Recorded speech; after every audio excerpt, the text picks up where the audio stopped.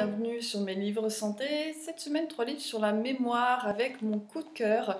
Question de mémoire de Michel Mira-Ponce, illustré par Edith Caron aux éditions Actes Sud Junior. Alors ce que j'ai vraiment aimé dans ce livre qui est à destination des enfants à partir de 8-9 ans, je dirais, c'est le ton direct qu'a employé l'auteur, avec un tutoiement, avec du vocabulaire simple mais pas simpliste.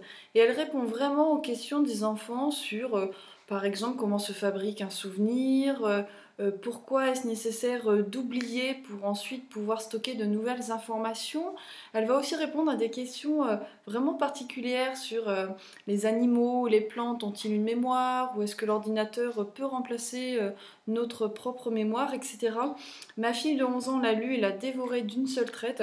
Vraiment, c'est très bien fait, c'est complet et à la fois, je trouve que ça a une vocation d'encourager l'enfant et à la fois aussi de le rassurer par rapport à ses propres capacités. Le second ouvrage, pour les grands, Stimuler les fabuleux pouvoirs de votre mémoire, de Dominique O'Brien aux éditions Le Duc. Alors pour ceux qui n'ont jamais lu d'ouvrage sur la mémoire, ce livre est vraiment très bien fait, très complet. L'auteur va raconter comment il s'est intéressé justement aux techniques de mémorisation, il va les partager. Alors ce sont des techniques qu'on a déjà lues, en tout cas que moi que j'ai déjà vues dans d'autres livres, parce que ce sont vraiment les bases de techniques de mémorisation. Ça va être par exemple l'association, ça sera par exemple le palais de la mémoire où on va se construire, on va dire, avec notre propre imaginaire, une sorte de grand palais où on va ranger les informations pièce par pièce et ça nous permet vraiment de les retrouver très rapidement.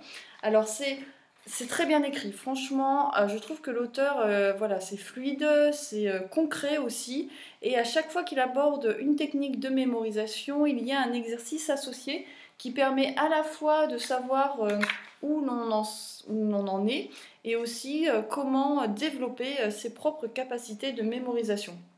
Voilà, donc 25 exercices en tout, il me semble, et avec une mise en page, c'est vrai, très sobre, mais aussi très efficace, très bien faite. Et je finis avec un petit cahier pratique, mes exercices gym mémoire de Bernard Croisil aux éditions Larousse. Alors ici, en fait, je connaissais l'auteur Bernard Croisil que j'avais déjà interviewé justement sur un dossier sur la mémoire. J'ai beaucoup aimé son approche vraiment holistique et ce petit cahier. Alors voilà, ce ne sont que des exercices sur les 4 types de mémoire, que ce soit la mémoire visuelle, sémantique, logique et j'oublie la dernière, épisodique.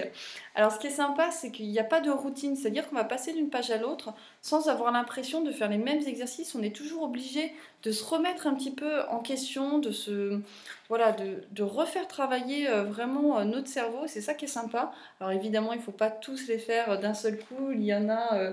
il y a plus de 90 jeux, mais c'est sympa, voilà, ça rentre dans le sac, de les faire au fur et à mesure, ou de l'offrir aussi, ça peut être un petit cadeau, en plus un très bon rapport qualité-prix, et vous avez les réponses à chaque fois au dos.